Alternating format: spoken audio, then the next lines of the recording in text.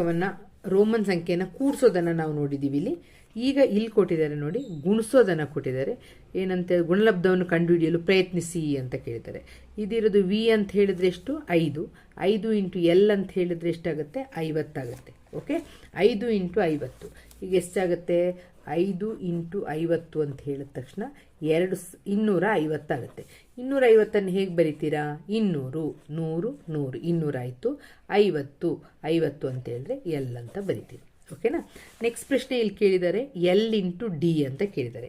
L ಅಂತ ಹೇಳಿದ್ರೆ ಎಷ್ಟು ಮಕ್ಕಳೇ? ಎಲ್ ಇಂಟು ಡಿ ಅಂತ ಹೇಳಿದರೆ ನಿಮಗೆ ಗೊತ್ತಿದೆ. ಎಲ್ ಅಂತ ಹೇಳಿದ್ರೆ ಎಷ್ಟು? 50. ಡಿ ಅಂತ ಹೇಳಿದ್ರೆ 500. ಓಕೆನಾ, 500. ಈಗ ನೋಡಿ, 5 ಎಷ್ಟು ಬರ್ತದೆ? 25. ಎಷ್ಟು ಸೊನ್ನೆಗಳು? 3 ಸೊನ್ನೆಗಳು. 3 ಸೊನ್ನೆಗಳನ್ನು ಬರೀಬೇಕು. ನಿಮಗೆ ಇಲ್ಲಿ ಈ ಪಾಠದಲ್ಲಿ ನಿಮಗೆ ಬರೀ ಗಂಟ ಮಾತ್ರ ಹೇಳಿರೋದು, ಬರೀ 1000 ಗಂಟೆ ಹೇಳಿರೋದು. ಹಳೆ ಸಿಲೆಬಸ್ಸಲ್ಲಿ 5,000ಕ್ಕೆ ನಮಗೆ 10,000ಕ್ಕೆ ಏನಂತ ಕೊಟ್ಟಿದ್ರು? X bar. 20,000 ಅಂತ ಹೇಳಿದ್ರೆ ಎಕ್ಸ್ ಬಾರ್ 2 ಸಲ ಬರೆದ್ರೆ 20,000. 5,000 ಅಂದರೆ ಬಿ ಬಾರ್ ಈ ರೀತಿ ಇದೆ. ಆಗ 25,000 ಆಗುತ್ತೆ ಇದು. ನೆಕ್ಸ್ಟ್ ಪ್ರಶ್ನೆ ಏನು ಕೇಳಿದ್ದಾರೆ? ವಿ ಮತ್ತು ಡಿ ಅಂತ ಕೇಳಿದರೆ. ಬಿ ಗುಣಿಸು ಡಿ. ವಿ ಅಂತ ಹೇಳಿದ್ರೆ ಎಷ್ಟು? 5 ಇಂಟು ಡಿ ಅಂತ ಹೇಳಿದ್ರೆ 500. 5 ಎಷ್ಟಾಗುತ್ತೆ? 25. ಎಷ್ಟು ಸೊನ್ನೆ? 2 ಸೊನ್ನೆ. ಹಾಗೆ 2,500. 2,000 ಅಂದರೆ 1000, 2,000 ಆಯಿತು. 500 ಅಂತ ಹೇಳಿದ್ರೆ ಡಿ. ಅರ್ಥ ಆಯ್ತಲ್ಲ ಮಕ್ಕಳೇ? ನೆಕ್ಸ್ಟ್ ಪ್ರಶ್ನೆ ಏನು ಕೇಳಿದರೆ? ಇಲ್ಲಿ 7, ಇದು 9, 7 ಓಕೆ. 7 ಇಂಟು 9 ಅಂತ ಕೇಳಿದ್ರೆ 7 ಎಷ್ಟಾಗುತ್ತೆ? ಗುಣಿಸಿ ಅಂತ ಹೇಳಿದ್ರೆ 7 63. 63 ಅಂತ ಹೇಳಿದ್ರೆ ಎಷ್ಟಾಗುತ್ತೆ? 60. 50, 10, 60, 3, 1, 2, 3 ಇದಾಗಿರ್ತದೆ ಗುಣಲಬ್ಧ. ಇದ್ದಾರೆ ನೋಡಿ, ಇದನ್ನ ಗುಣಿಸಿ ಅಂತ ಹೇಳಿದ್ದಾರೆ. ನೋಡಿದ್ದು ಎಷ್ಟಿದೆ? 231. 231. ಇಲ್ಲಿ ಎಷ್ಟಾಗಿದೆ? 1000, 500, 600, 700, 800. 1852. ಇದಿಷ್ಟನ್ನ ಗುಣಿಸಿ. ಸಿಂಹದೊಡನೆ ಹೋರಾಡಿ. ಅರ್ಥ ಏನು ಮಕ್ಕಳೇ? ಇದನ್ನು ಗುಣಿಸೋದು, ಸಿಂಹದೊಡನೆ ಹೋರಾಡೋದು ಏನು ಅಷ್ಟು ತ್ರಾಸನೇ ಅಂತ. ಓಕೆ, ತ್ರಾಸದ ಕೆಲಸ ಇದನ್ನು ಗುಣಿಸೋದು. ಆಗ ನಮಗೆ ನಮ್ಮ ಭಾರತೀಯ ಪದ್ಧತಿಯಲ್ಲಿ ಗುಣಿಸೋದು, ಮೂಲ ಕ್ರಿಯೆಗಳನ್ನು ಮಾಡೋದು ಎಷ್ಟು ಸುಲಭ ಅಲ್ವಾ? ಗುಣಿಸೋದು, ಬಾಗಿಸೋದು, ಕೂಡಿಸೋದು. ಬಟ್ ಇದರಲ್ಲಿ ಗುಣಿಸೋದು ತುಂಬ ಕಷ್ಟ ಅಂತ ಹೇಳೋದನ್ನ ಈ ರೀತಿ ಸಿಂಬಾಲಿಕ್ ಆಗಿ ಹೇಳಿದ್ದಾರೆ. ಅರ್ಥ ಆಯ್ತಲ್ಲ? ನೋಡಿ, ಇಲ್ಲಿ ಗುಣಿಸು ಅಂತ ಹೇಳ್ತಾ ಇದ್ದಾರೆ. ಇಲ್ಲಿ ಒಬ್ರು ಸಿಂಹದೊಡನೆ ಹೋರಾಡಿ ಅಂತ.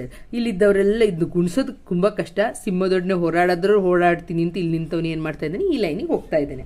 ಹೌದಲ್ಲ? ಚೆನ್ನಾಗಿದೆ, ಫನ್ನಿ ಆಗಿದೆ. ನೆಕ್ಸ್ಟ್, ಕಂಡು ಹಿಡಿಯಿರಿ.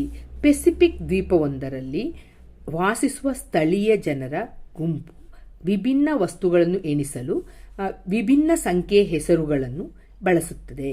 ಅವರು ಇದನ್ನು ಏಕೆ ಮಾಡುತ್ತಾರೆ? ನೋಡಿ ಮಕ್ಕಳು, ಒಂದೊಂದಕ್ಕೂ ಒಂದೊಂದು ಹೆಸರಂತೆ. ವಿಭಿನ್ನ ವಸ್ತುಗೆ ವಿಭಿನ್ನ ಸಂಖ್ಯೆಯ ಹೆಸರುಗಳನ್ನು ಬಳಸ್ತಾ ಇದ್ರು ಅಂತ. ವಿಭಿನ್ನ ವಸ್ತುಗಳನ್ನ ಎಣಿಸಲು ವಿಭಿನ್ನ ಸಂಖ್ಯೆಯ ಹೆಸರುಗಳನ್ನು ಬಳಸ್ತಾ ಇದ್ರು. ಯಾಕೆಂತಂದ್ರೆ ಅವರಿಗೆ ಕನ್ಫ್ಯೂಷನ್ ತಪ್ಪಿಸ್ಲಿಕ್ಕೆ ಮೋಸ್ಟ್ಲಿ ಆಗಿರ್ಬೋದು ಮಕ್ಕಳೇ. ಆಗ ನೀವು ಇದು ಏಕೆ ಮಾಡ್ತಾ ಇದ್ದೀರಿ? ನೀವು ಗೊಂದಲವನ್ನು ನಿವಾರಿಸಲು ಅಂತ ಬರಿಬೋದು. ಓಕೆ, ಆ ವ್ಯವಹಾರದಲ್ಲಿ ಗೊಂದಲವನ್ನು ತಪ್ಪಿಸಲು ಏನ್ ಬರಿಬೋದು? ಇದಕ್ಕೆ ವ್ಯವಹಾರದಲ್ಲಿನ ಓಕೆ, ವ್ಯವಹಾರದಿಂದ ಗೊಂದಲ ತಪ್ಪಿಸೋದು ಸಾಕು. ನೆಕ್ಸ್ಟ್ ಪ್ರಶ್ನೆ, 2 ರಿಂದ ಎಣಿಸುವ ರೀತಿಯಲ್ಲೇ ಗುಮಲ್ಗರ್ ಸಂಖ್ಯೆಯ ವ್ಯವಸ್ಥೆಯ ವಿಸ್ತರಣೆಯನ್ನು 6ರ ನಂತರದ ಅಂಕೆಗಳಿಗೂ ಪರಿಗಣಿಸಿ. 6 ಅಂತ ಹೇಳಿದ್ರೆ ರಾಸ್ ಅಂತ ಹೇಳಿದರೆ, ಆದರೆ ಅದನ್ನೇ ನಾವು 6ರ ನಂತರದ ಸಂಖ್ಯೆಗೂ ಪರಿಗಣಿಸಬೇಕಂತೆ. ಹಿಂದೂ ಅಂಕಿಯನ್ನು ಬಳಸದೆ ಈ ಪದ್ಧತಿಯಲ್ಲಿ ಬರುವ ಸಂಖ್ಯೆಗಳಿಗೆ ವಿಭಿನ್ನ ಅಂಕಗಣಿತ ಕಾರ್ಯಾಚರಣೆಯನ್ನು ಅಂದರೆ ಪ್ಲಸ್ ಮೂಲ ಕ್ರಿಯೆಗಳನ್ನು ನಿರ್ವಹಿಸುವ ವಿಧಾನವನ್ನು ಕಲ್ಪಿಸಿಕೊಳ್ಳಿ. ಈ ಕೆಳಗಿನವುಗಳನ್ನು ಮೌಲ್ಯಮಾಪನ ಮಾಡಲು ಇದನ್ನು ಬಳಸಿ ಅಂತ ಕೇಳಿದ್ದಾರೆ. ನೋಡಿ ಮಕ್ಕಳು, ಇಲ್ಲಿ ಕೂಡಿಸ್ಬೇಕು ಅಂತ ಕೊಟ್ಟಿದ್ದಾರೆ. ನಿಮಗೆ ಗೊತ್ತಿದೆ, ಉಕ್ಕಾಸರ್, ಉಕ್ಕಾಸರ್, ಉಕ್ಕಾಸರ್, ಉಕ್ಕಾಸರ್, ಉರಾಫಾನ್.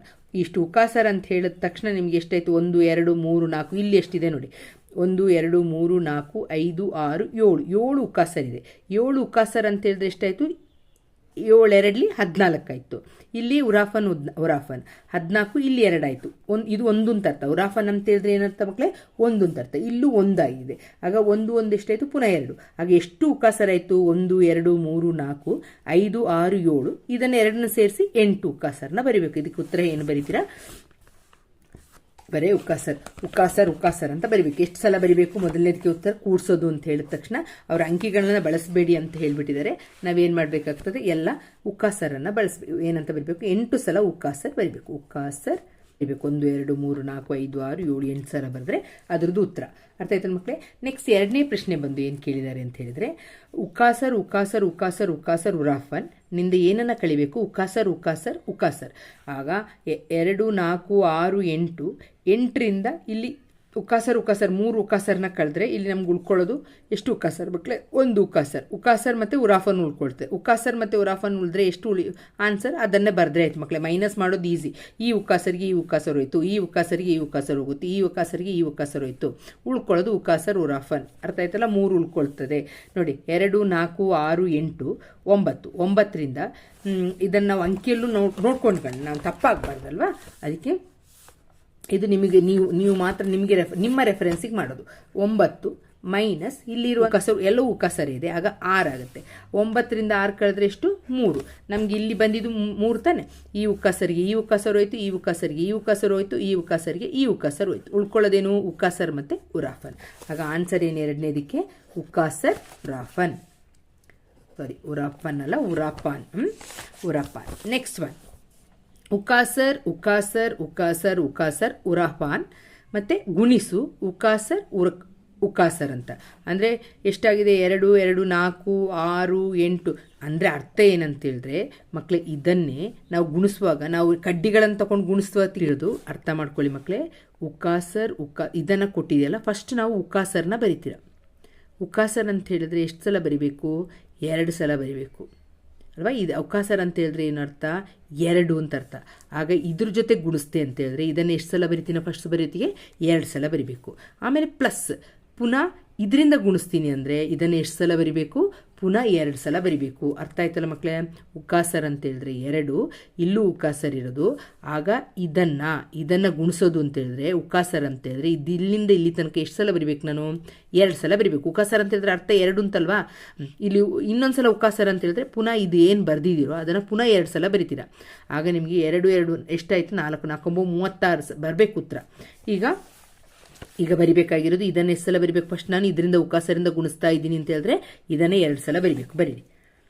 ಓಕೆ, 1 ಉಕಾಸರಿಂದ ಗುಣಿಸಿದಾಗ 2 ಸಲ ಬರ್ತಿದ್ದೀನಿ ಅಲ್ಲ? 1 ಉಕಾಸರಿಂದ ಗುಣಿಸಿದಾಗ ಪುನಃ ಇನ್ನೊಂದು ಉಕಾಸರಿಂದ ಗುಣಿಸಿದಾಗ ಪುನಃ ನಾನೇನು ಮಾಡಿದೆ? 2 ಸಲ ಬರೆದೆ. ಆಗ ಎಷ್ಟು ಉಕಾಸರ ಆಯಿತು ನೋಡಿ? 1 2 3 4 5 6 7 8 9 10 11 12 13 14 15 16 ಆಯಿತು. ಓಕೆ, 16. ಉರಾಫನ್ ಸೇರಿಸಿದಾಗ ಪುನಃ ಏನಾಗುತ್ತೆ? ಉಕಾಸರ್ ಆಗುತ್ತೆ. ಇಲ್ಲೂ ಪುನಃ ಉರಾಫನ್ ಸೇರಿಸಿದಾಗ ಏನಾಗುತ್ತೆ? ಉಕಾಸರ್ ಆಗುತ್ತೆ. ಆಗ ಟೋಟಲ್ ಎಷ್ಟಾಗುತ್ತೆ ನೋಡ್ಕೊಳ್ಳಿ. ಇಲ್ಲಿ ಈಗ ಅದನ್ನು ಫುಲ್ಲು ಬರೆದ್ರೆ ಎಷ್ಟು ಕಷ್ಟ ಅಲ್ವಾ?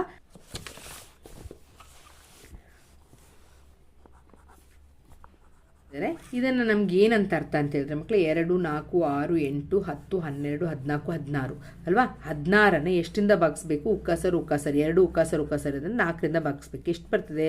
4 4 16 ಬರ್ತದೆ ಅಲ್ವಾ? 4 4 16 ಬರ್ತದೆ. ಅರ್ಥ ಭಾಗಿಸೋದು ಅಂತ ಹೇಳಿದ್ರೆ ಗ್ರೂಪ್ ಮಾಡೋಣ, 2 ಗುಂಪು ಮಾಡೋಣ. ನೋಡಿ, ಇದು ಒಂದು ಗುಂಪು, ಇದು ಒಂದು ಗುಂಪು, ಇದು ಒಂದು ಗುಂಪು ಮತ್ತು ಇದು ಒಂದು ಗುಂಪು. ಆಗ ಎಷ್ಟಾಗುತ್ತೆ ನಮಗೆ? ಎಷ್ಟು ಗುಂಪುಗಳಾದವು? ಉಕಾಸರ್ನ ಎಷ್ಟು ಗುಂಪುಗಳಾದವು? 4 ಗುಂಪುಗಳಾಗುತ್ತೆ. ಆಗ ಆನ್ಸರ್ ಎಷ್ಟು ಬಂತು? 4. ರೋಮನ್ ಸಂಖ್ಯಾ ಪದ್ಧತಿಗೆ ಹೋಲಿಸಿದಾಗ ಹಿಂದೂ ಸಂಖ್ಯಾ ಪದ್ಧತಿಯನ್ನು ಪರಿಣಾಮಕಾರಿಯಾಗಿಸುವ ಲಕ್ಷಣಗಳನ್ನು ತಿಳಿಸಿ. ಈಗಾಗಲೇ ನಾವು ತೊಗೊಂಡಿದ್ದೀವಿ. ಅಲ್ಲೊಂದು ಇದು ಬೇರೆ ಕೊಟ್ಟಿದ್ದಾರೆ, ಸಿಂಹದ್ದು ಒಂದು ಎಕ್ಸ್ಪ್ಲನೇಷನ್ ಬೇರೆ ಕೊಟ್ಬಿಟ್ಟಿದ್ದಾರೆ ಈ ರೀತಿ ಅಲ್ವಾ? ಸಿಂಹದೊಂದಿಗೆ ಹೋರಾಡಿ ಅಂತ ಬೇರೆ ಹೇಳಿಬಿಟ್ಟು ತೋರಿಸ್ಬಿಟ್ಟು ನಮ್ಮನ್ನು ಹೆದರಿಸಿದ್ದಾರೆ. ಈಗ ನಮಗೆ ಈಸಿಯಾಗಿ ಬರಿಬೋದು. ಏನೆಲ್ಲ ಇದ್ರದ್ದು ಬೆನಿಫಿಟ್, ನಮ್ಮ ಭಾರತೀಯ ಪದ್ಧತಿಯ ಉಪಯೋಗ ಏನು? ಸಂಖ್ಯಾ ಪದ್ಧತಿಗೆ ಹಿಂದೂ ಸಂಖ್ಯಾ ಪದ್ಧತಿಯ ಪರಿಣಾಮಕಾರಿಯಾಗುವ ಲಕ್ಷಣಗಳನ್ನು ತಿಳಿಸ್ತೀವಿ. ಏನೆಲ್ಲ? ನಮಗೆ ಸ್ಥಾನ ಬೆಲೆ ಪದ್ಧತಿ ಇದೆ ಮಕ್ಕಳೇ.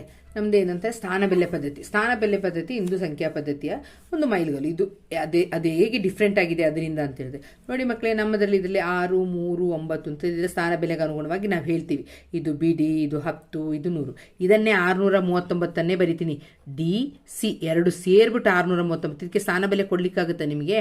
600. 30 ಅಂತ ಹೇಳಿದ್ರೆ 10 10 20 30 9 ಅಂತ ಹೇಳಿದ್ರೆ ಇದರಲ್ಲಿ ಯಾವುದಕ್ಕೆ ಯಾವ ಬೆಲೆಯನ್ನು ಹೇಳಲಿಕ್ಕೆ ಬರುತ್ತೆ ಅಲ್ವಾ? 30 ಅಂತ ಹೇಳೋದಕ್ಕೆ 3x ಅನ್ನು ಬರಿತೀವಿ. 600 ಅಂತ ಹೇಳಿದ್ರೆ DC ಅನ್ನು ಬರಿತೀವಿ.